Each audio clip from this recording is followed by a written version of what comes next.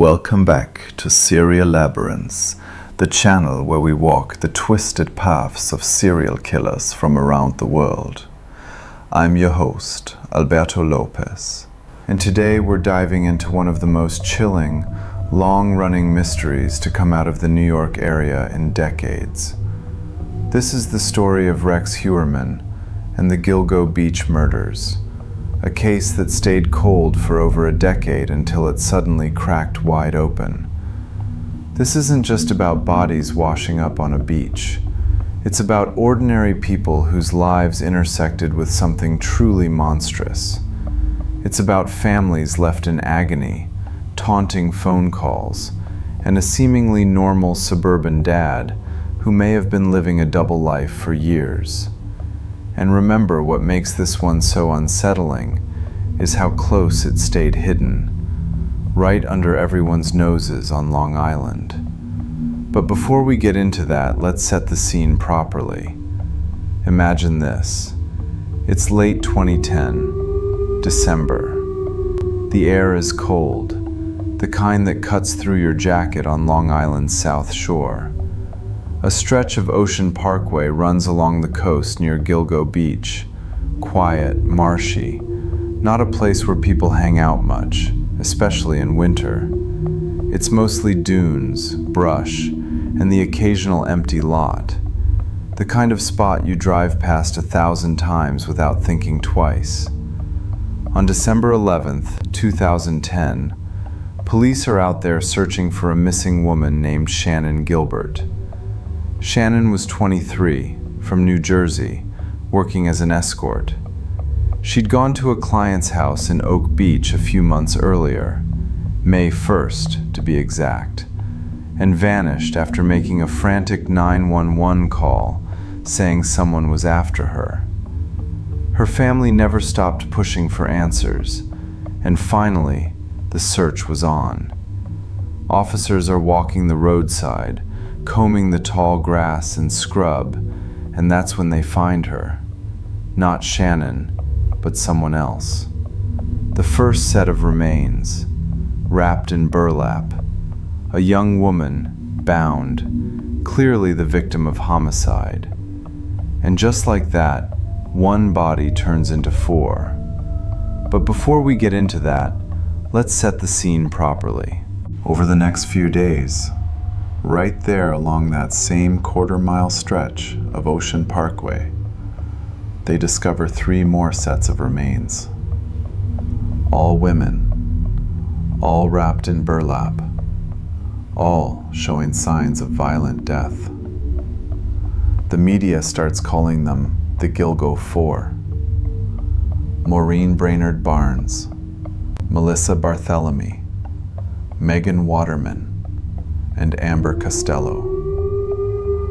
From their perspective, these were young women trying to make ends meet, advertising on Craigslist, meeting clients in the city or out on Long Island. They were daughters, sisters, mothers. Maureen had a little boy back in Connecticut. Melissa's family got those awful, taunting phone calls from her own cell phone after she disappeared. Someone mocking them, describing things only the killer would know. The thing is, those calls stopped after a while, but the pain never did. Nobody really knows for sure what connected them at first, but police quickly realized this wasn't random. The burlap, the location, the method, it pointed to one person, a serial killer operating right there on Long Island. Fast forward to the investigation dragging on. Years go by, leads dry up, the case goes cold. Shannon's remains are eventually found miles away in 2011, but her death gets ruled accidental drowning, though her family still disputes that to this day. The Gilgo Four stay unsolved. Other bodies turn up in the area over time. Partial remains in Manorville, Fire Island, places nearby. but nothing ties them together definitively. Not yet. While all this is happening, a man named Rex Heuermann is living what looks like a completely normal life about 20 minutes away in Massapequa Park. Married, 2 kids, an architect with his own firm in Manhattan. Tall guy, red hair, drives a big pickup truck. Neighbors say he keeps to himself, maybe a little odd, but nothing that screams monster. He mows the lawn, goes to work, comes home. The picture of suburban normal. But wait, it gets worse. Investigators would later learn that Rex had a secret side. Burner phones, multiple email accounts, searches for things no one wants to think about, and contacts with dozens of sex workers over the years. Hundreds of calls. Hundreds. Keep in mind, we're still in the early days here. Back in 2010 to 2011, no one is looking at Rex Heuermann. Not yet. The case is frozen. Families are grieving without answers. And somewhere out there, the person responsible is just going about his day. But before we get into how investigators finally zeroed in on him, let's take a moment to remember the women at the center of all this. These weren't just case files or crime scene photos. They were young women with birthdays, favorite songs, inside jokes with friends, people who texted them goodnight. From their perspective, life was already a tightrope walk. Rent due, kids to feed, dreams that felt further away every day. Then, one wrong choice, one bad client, and the rope snapped. Let's start with Maureen Brainerd Barnes. She was 25, living in Norwich, Connecticut with her 2 little ones, an 11-year-old daughter and a 5-year-old son who still asked for her every morning. Maureen had worked regular jobs, dealing blackjack at Foxwoods, ringing up groceries at ShopRite. She was the kind of person who'd doodle on napkins, laugh too loud at bad jokes, dream about getting her kids out of that cramped apartment. But the eviction notices started piling up. The landlord wasn't waiting. So she turned to Craigslist ads, short dates, quick cash, back home before the kids missed her too much. On July 9th, 2007, she took a train into New York City, checked into a Super 8 near Penn Station, met a client, sent a last text to her sister saying she'd be home soon. That was it. Nobody heard from her again. Imagine this, her daughter waiting by the window that night, asking, "When's mommy coming?" while Maureen's phone sat silent somewhere out on Long Island. Now here's where it gets really dark. Melissa Barthélemy was 24, Bronx-born, with a smile that could light up photos. She had a teenage sister, Amanda, who looked up to her like she hung the moon. Melissa was funny, sharp, the big sister who'd sneak Amanda extra allowance or cover for her when she got in trouble. She was working as an escort to pay bills, same Craigslist world. July 10th, 2009, almost 2 years to the day after Maureen vanished, Melissa told someone she was heading to Long Island for a job. She never made it home. But the nightmare didn't end there. Weeks later, the family's phone started ringing. Melissa's own number on the caller ID. A man's voice, calm, mocking. "She's never coming home." He described her last moments in detail. Only the killer would know. He laughed at Amanda's sobs. "Your sister screamed for you." Those calls kept coming for months. Amanda kept the phone line open, recording every word, hoping police could trace it. The thing is, the calls eventually stopped, but Amanda still hears that voice in her sleep sometimes. To this day, she says she'll never forgive whoever did that to her family. Megan Waterman was 22, from Scarborough, Maine. She had a little girl, a toddler with big eyes and curls who called her Mama in that sweet, lispy way only toddlers can. Megan's Aunt Elizabeth described her as someone who loved hard. Family, friends, her daughter most of all. She was staying at the Holiday Inn Express on Long Island in early June 2010. Surveillance caught her leaving the lobby around 1:15 a.m. on the 6th. Small frame, hoodie up, heading out to meet someone. She never came back. Her daughter grew up asking questions nobody could answer. Fast forward to the family holding on to every memory. Birthday cards Megan sent, voicemails she left, the way she'd sing off-key in the car. Those little things become everything when someone's gone.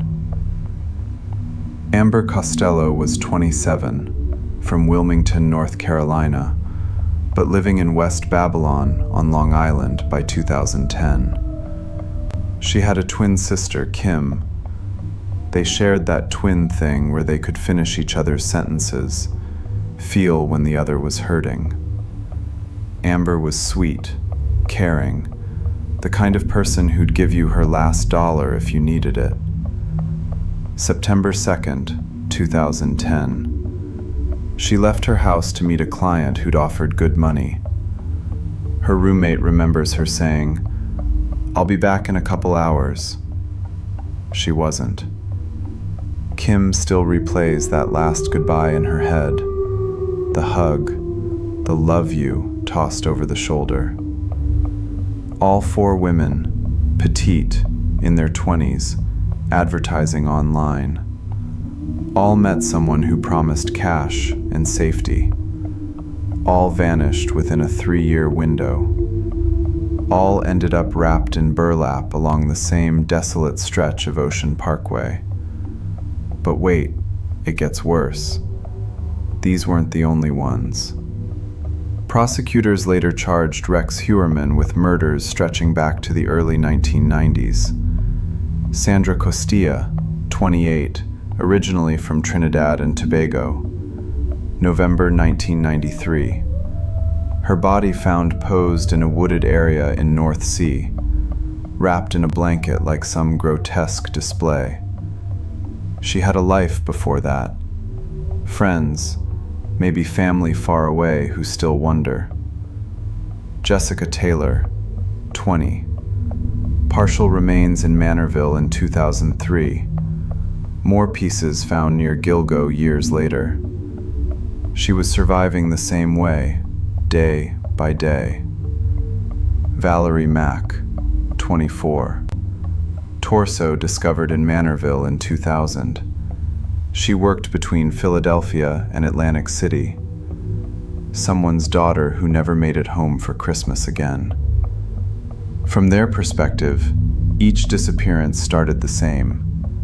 A text, a call, a promise of easy money, then silence, then grief that never quite settles. While these families were taping missing person flyers to telephone poles, calling every tip line, crying in living rooms that felt too empty, the man now accused of taking them was living 20 minutes away.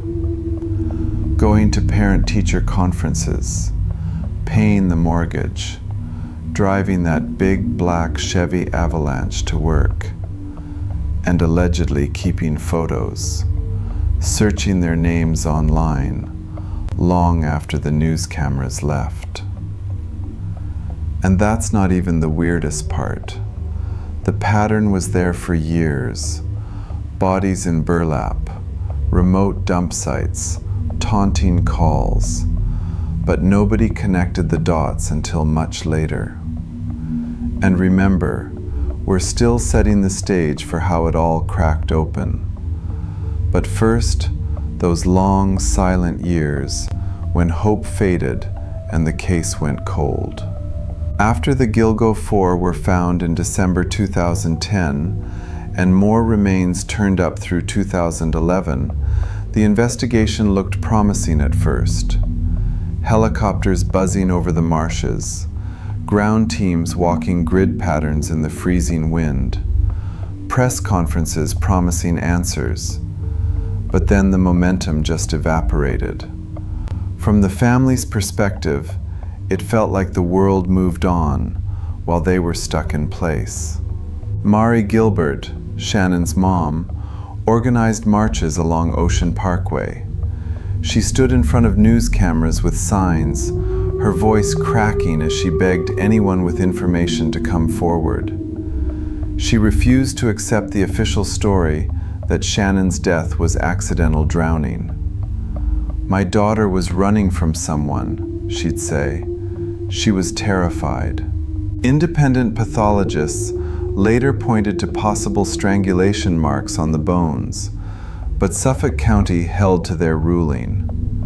To this day, Mari and her surviving daughter still fight that conclusion. Now here's where it gets really frustrating. The case went cold, stone cold. No arrests, no named suspects.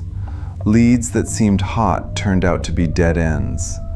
The taunting calls to Melissa Barthelomy's family, they stopped as suddenly as they started. Police traced some to payphones in Manhattan, but nothing stuck. Other bodies kept appearing in the area. Partial remains in Manorville, Fire Island, Jones Beach, but connections stayed loose. One theory pointed to John Bittrolff, a carpenter convicted in 2014 for two 1990s strangulations of sex workers. His DNA was in the system from those crimes, and investigators looked at him hard for Sandra Costilla's 1993 murder. He even got charged in that case briefly, but the charges were dropped when the evidence didn't hold. Bittrolff died in prison in 2023, still denying everything. The thing is, while the headlines faded, the grief didn't. Families held private memorials. Sisters like Amanda Bartholomew grew up carrying the weight of those mocking phone calls. Kim Costello, Amber's twin, talked about feeling half of herself missing. Megan Waterman's little girl grew into a teenager, asking questions her family struggled to answer. And all the while, 20 minutes away in Massapequa Park, Rex Heuermann was raising his own kids, going to soccer games, commuting to his Manhattan architecture firm like nothing had happened. Fast forward to 2022, 11 years after the Gilgo discoveries. Suffolk County finally gets new leadership with something to prove. New Police Commissioner Rodney Harrison, new District Attorney Ray Tierney, both promising to reopen old wounds and actually close them. February 2022, they announced the Gilgo Beach Homicide Investigation Task Force. Not just local cops this time, FBI, New York State Police, even Homeland Security resources. A real multi-agency push with fresh eyes and modern tools. And that's when things took a turn. Within weeks, the task force starts connecting dots nobody had fully linked before. A witness description from 2010 resurfaces. The man who met Amber Costello used a first-generation Chevy Avalanche pickup, dark color, driven by a tall guy with red hair.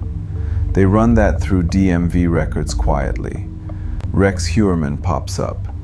He owned a 2002 Chevrolet Avalanche around the time of the disappearances. Not a common truck anymore.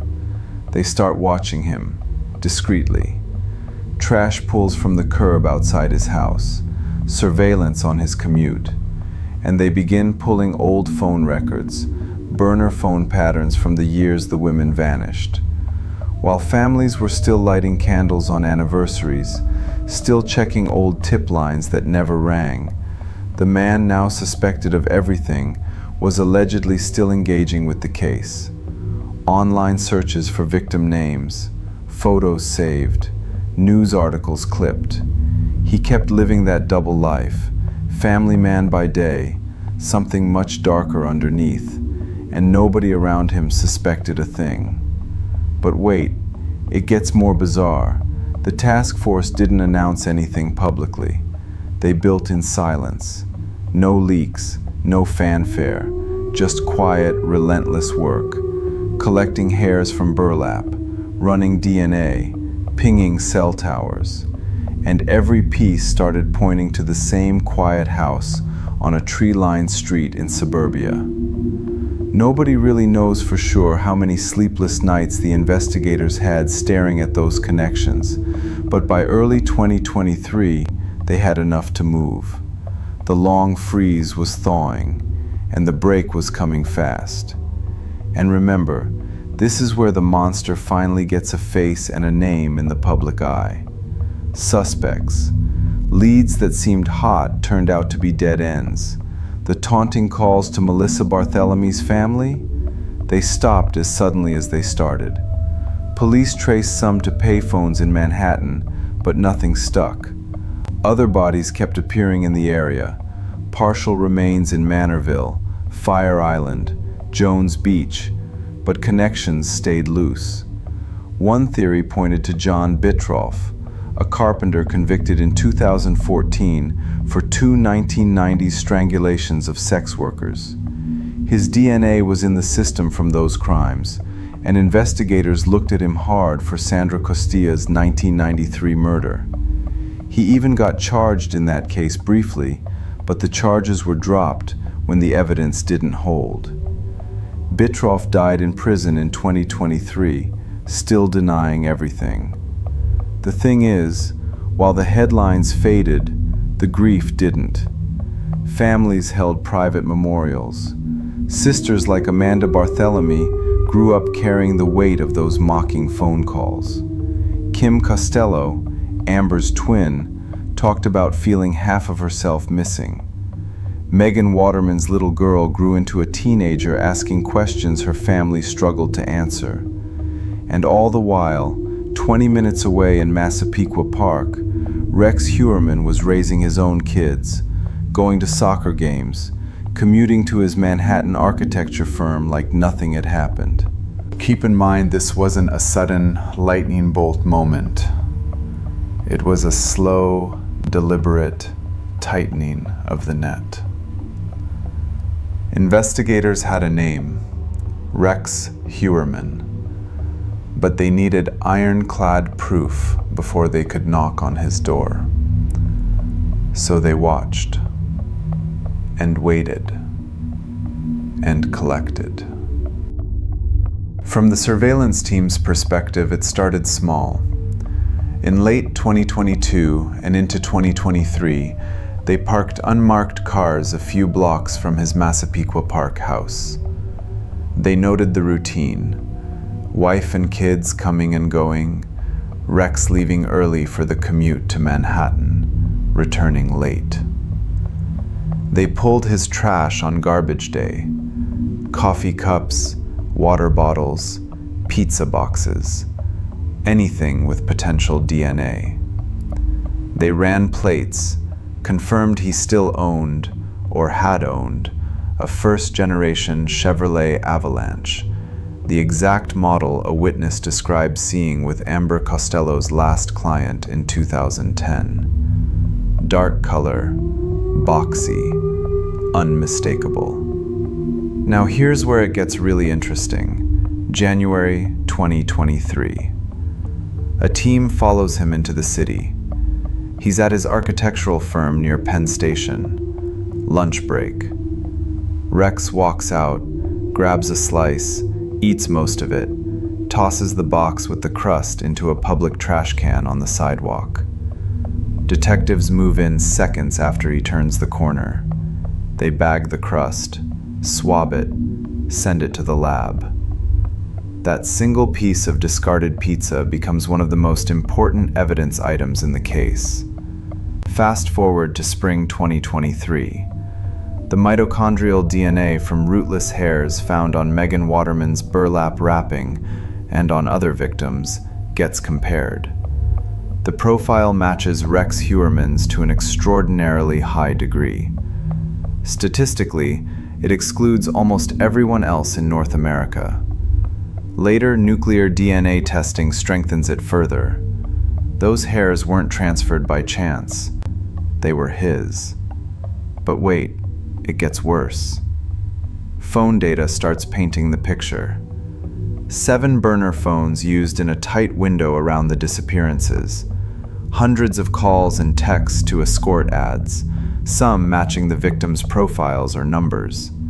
Cell site pings place him near the pickup locations, near the dump sites, near where the women were last seen alive. He allegedly used the burners to arrange meets, then disposed of them. Disposable life, disposable phones, disposable people from his perspective. While they were tailing him, forensics teams were digging deeper into devices they hadn't even seized yet. But the real bombshell came from what they already knew he kept searching. Online activity tied to his home IP and devices. Repeated lookups of the Gilgo Beach case years after the bodies were found. Victim photos, news updates, articles about the investigation. He allegedly saved images, kept files, and on a hard drive later recovered from his basement, a deleted Microsoft Word document from the early 2000s. Prosecutors call it the planning document. It was like something out of a movie, except it was real. Imagine this: a spreadsheet-style file with columns, problems, hair and fiber, DNA, fingerprints, supplies, saws, lye, burn cans, police scanner, body prep, dismembering steps, packaging for transport, post-event, alibi, avoid capture, handwritten style notes in the margins, light rope broke under stress, use heavier next time, hit harder, get sleep before hunt, maximize playtime, lessons from previous kills. It read like an architect's blueprint, cold, precise, methodical. And that's when things took a turn. July 13th, 2023, Midtown Manhattan, afternoon rush. Rex is walking near his office, tall, red-haired, wearing a button-down like any other commuter. NYPD and Suffolk detectives close in on the sidewalk. Rex Heuermann? He turns. Badges flash. You're under arrest. 3 murder charges right there. Melissa Barthélemy, Megan Waterman, Amber Costello. He reportedly asks if it's about Gilgo Beach before they cuff him. Cameras capture the moment. 6 feet 4 inches frame surrounded by officers, hands behind his back, face blank with shock. And just like that, the man who lived 20 minutes from the crime scenes is in custody. The arrest triggered immediate searches: his Massapequa home, his Manhattan office, a storage unit, 58 electronic devices hauled out, a .22 revolver that matched casings near one victim's remains, burlap similar to the wrapping, restraints, the double life laid bare. To this day, that pizza crust, those hairs, that document, the truck, the phones, they're the spine of the prosecution's case. And the families? After 13 years of silence, they finally had a name to attach to the nightmare. Keep in mind the arrest on July 13th, 2023 was only the opening act. Prosecutors didn't stop at 3 victims. They kept building. From the courtroom's perspective, Rex Heuermann appeared via video from Riverhead Correctional Facility the next day. Tall, even on the screen, red hair, glasses, orange jumpsuit. He entered not guilty pleas in a flat voice. No emotion, no outburst. Bail denied, flight risk, danger to the community. He's been inside ever since. Fast forward to December 2023. DA Ray Tierney announces Maureen Brainerd Barnes is added to the indictment, the last of the Gilgo Four. Prosecutors say phone records, DNA hairs, the same pattern of burner phone contacts. Rex pleads not guilty again, still no bail. Over the next year and a half, the charges keep coming. Older, colder cases pulled from the freezer. June 2024, Sandra Costilla, murdered in November 1993. Her body found posed in North Sea woods, wrapped in a blanket. DNA from a hair on her clothing matched Rex Heuermann. Prosecutors say he used the same methodical approach, binding, disposal in a remote spot. Rex pleads not guilty. Then Jessica Taylor, 20 years old, partial remains found in Manorville in 2003. More pieces near Gilgo later. Hair DNA again. Pattern again. Not guilty. Valerie Mack, 24. Torso in Manorville in 2000. Additional remains identified years later through DNA. Another hair match. Another not guilty plea. 7 murders total now, spanning 3 decades. All linked by DNA hairs, burlap or similar wrapping, remote Long Island dump sites, and, prosecutors argue, the same cold precision.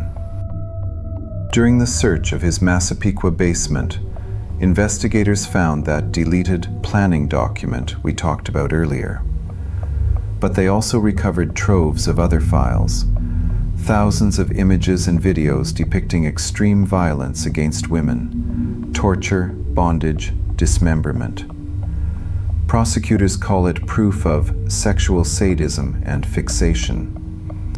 Defense lawyers fight tooth and nail to keep it out, saying it's prejudicial, unrelated fantasy. In late 2024 and 2025, judges rule.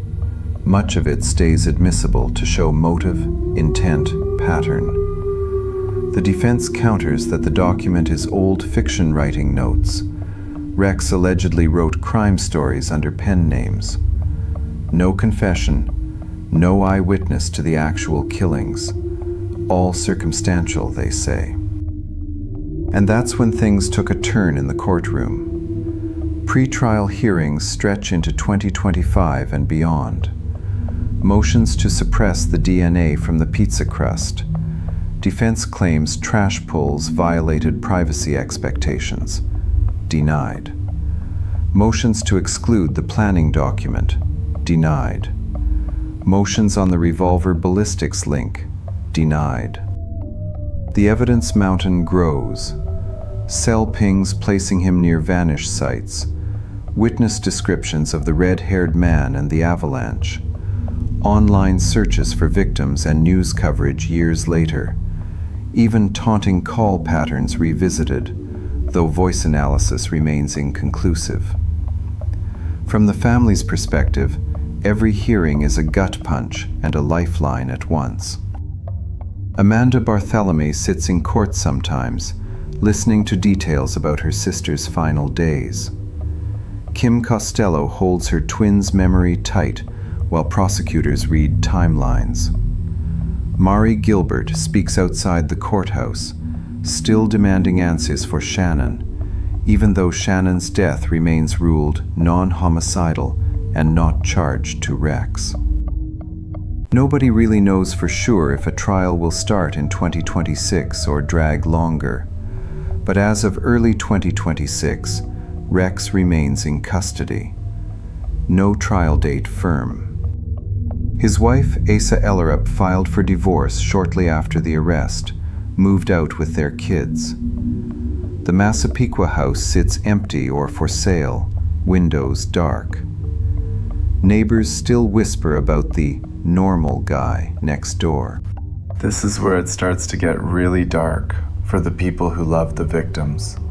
Knowing the man accused of taking them lived so close, raised children, went to work, while their world shattered. And remember, prosecutors say the investigation isn't over. Possible additional victims still under review. Long Island still carries the shadow. But before we get into the aftermath and what might happen next, let's dig deeper into those additional victims and the revelations that keep coming out even after the initial shock of the arrest. When Rex Heuermann was first arrested in July 2023, the public focused on the Gilgo Four: Maureen, Melissa, Megan, Amber, because they were the bodies that started it all in 2010. But prosecutors never stopped looking backward. They kept testing hairs, kept matching DNA, kept connecting dots from cases that had sat unsolved for decades. From the perspective of families who had waited 30 years, imagine getting that call. Your daughter or sister vanished in the early 90s. Police said, sex worker, high-risk lifestyle, and the file went cold. Then, out of nowhere in 2024, a detective knocks on your door and says, "We think we have him." And it's the Gilgo Beach guy. Sandra Costilla was 28, November 1993. Her body was found in a wooded area in North Sea, Long Island, posed almost deliberately, wrapped in a blanket like she was on display. She had come from Trinidad and Tobago, built a life here, had friends who described her as warm, funny, someone who lit up rooms even when things were hard. She was surviving the same way many did back then, meeting people for money when the regular jobs didn't pay enough. A single hair found on her clothing was tested decades later. Mitochondrial DNA matched to Rex Heuermann. Prosecutors say the method lines up: binding, remote disposal, that same cold calculation. Now here's where it gets really dark. Jessica Taylor was just 20. Summer 2003. Her torso and limbs were discovered in Manorville Woods, head and hands missing, later found miles away. She was from Brooklyn, working in sex work to get by, described by people who knew her as kind-hearted, someone who still called her mom regularly, even when life got rough. A hair on her remains matched Rex's DNA profile. Prosecutors point to the same signature: dismemberment, transport, dumping in isolated spots along the South Shore corridor. Jessica's family had held on to hope for 20 years. When the charges came down in June 2024, her loved one said it was bittersweet. Answers, finally, but the pain never leaves. All these cases share threads. Petite women, sex workers advertising in the pre-Craigslist era or early internet days, bound with belts or tape, wrapped in burlap or blankets, dumped in brushy, out-of-the-way places on eastern Long Island. And the planning document from Rex's hard drive? Prosecutors say it explains everything. Notes on avoiding trace evidence, dismembering for easier transport, lessons learned from earlier events. Entries dated back to around 2000 to 2002, right in the window of Valerie and Jessica. Hit harder next time. Use heavier rope. Maximize playtime. It was like reading a killer's personal post-mortem, written with the same meticulous detail he used drafting building plans. And that's not even the weirdest part. While the world saw a suburban dad, little league games, family vacations, holiday cards, investigators uncovered a hidden digital life. Devices filled with extreme violent pornography focused on torture, strangulation, dismemberment of women. Searches for torture positions, how to dismember, even queries about the Gilgo case years after the bodies were found. Prosecutors argue it shows obsession, planning, a fantasy that became reality. Defense says it's unrelated, protected speech, or research for fiction he wrote. But the judge let most of it in. Pattern evidence. From his family's perspective, it shattered everything. Asa Ellerup, his wife of over 20 years, filed for divorce weeks after the arrest. She and their 2 kids moved out. In interviews later, she said she never saw it coming. He was quiet, maybe odd, but never violent at home. The kids? Teenagers now, facing the unimaginable. Neighbors still drive past the house and shake their heads. To this day, 7 women. 3 decades. 1 man accused. And prosecutors quietly say they're still looking. Other unidentified remains in the area. Other cold cases with similar signatures. Nothing confirmed yet, but the question hangs. How many more? And remember the families of these women. The ones from the 90s, the 2000s, the late 2000s. Finally have a courtroom to face him in. They sit there, some days, watching the tall man in orange who allegedly took their daughters and sisters. No confession, no apology, just not guilty pleas, over and over. This is where it starts to get really dark for everyone involved. Knowing the monster may have been walking among them the whole time, and the waiting isn't over yet. Keep in mind the charges are in. 7 women. 3 decades of terror allegedly tied to 1 man. But the courtroom isn't the end. It's just another chapter in a story that refuses to close cleanly. From the victim's family's perspective, every pretrial hearing feels like reopening a wound that never fully healed.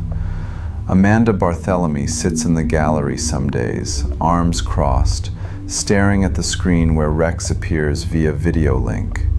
She still hears that mocking voice from the phone calls in 2009, the one that described her sister's final terror. Prosecutors read timelines, show maps, play snippets of old 911 calls from Shannon Gilbert, even though Shannon's not charged to him. Amanda listens, jaw tight, because every detail is another piece of Melissa she gets back, and another reminder she's gone forever. Kim Costello, Amber's twin, has spoken outside the courthouse more than once. "We were 2 halves of the same person," she says, voice steady but eyes wet. "When they took her, they took half of me." She describes the last time she saw Amber, September 2nd, 2010, a quick hug in the doorway. "I'll be back soon." Kim still replays it, wondering if one different choice that night would have changed everything.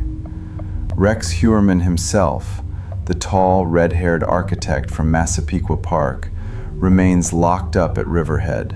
No bail, no house arrest. He appears calm in court appearances, sometimes nodding at his lawyers, sometimes staring straight ahead. His defense team fights every inch. Motions to suppress the pizza crust DNA, denied. The planning document, denied. The violent porn collection, mostly allowed as pattern evidence. They argue the whole case is circumstantial. No eyewitness to a murder, no confession, no murder weapon with his prints. Fantasy does not equal fact, one lawyer said in a hearing. Prosecutors counter with the DNA hairs, the cell pings, the witness who saw the red-haired man in the avalanche with Amber, the taunting call timing matching his burner phone use, the online searches he allegedly ran for years. As of early 2026, right now, there is still no firm trial date. Delays stack up. More forensic testing, more motions, more expert battles over DNA statistics and digital forensics. Rex has pleaded not guilty to every single count. His family is fractured. Asa Ellerup divorced him, took the kids, moved away. The house on First Avenue in Massapequa Park sits quiet, lights off, sometimes with a for sale sign that comes and goes. Neighbors still talk about how he waved hello, mowed the lawn on Saturdays, seemed normal. Prosecutors quietly say the investigation continues. Other unidentified remains found along Ocean Parkway and nearby over the years. Peaches, the Asian male John Doe, others, haven't been ruled out. They're still testing hairs, still running DNA. No new charges announced yet, but the question lingers in every article. How many more did he take? And that's when things took a turn for the families. Not toward closure, but toward a long, grinding wait for justice that may stretch years more.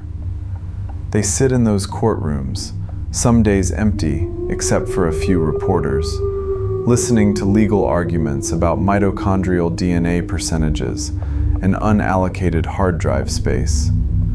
They leave with the same ache they carried for a decade or 3. To this day, Long Island feels different when you drive Ocean Parkway at dusk. The marshes look the same: tall grass, empty dunes, the Atlantic just beyond. But everyone knows what was hidden there, what may still be hidden. The women, Maureen, Melissa, Megan, Amber, Sandra, Jessica, Valerie. They were daughters trying to survive, mothers protecting their kids, sisters who laughed too loud, friends who answered the phone late at night. They mattered, and their stories aren't finished. And remember, sometimes the darkest stories don't end with a bang. They end with quiet court dates, slow justice, and families still holding photos, still waiting for the day they can finally say the monster who took their loved one won't walk free again. That's where we stand today. Thank you for watching. Subscribe, hit the like button, and share for more raw global cases.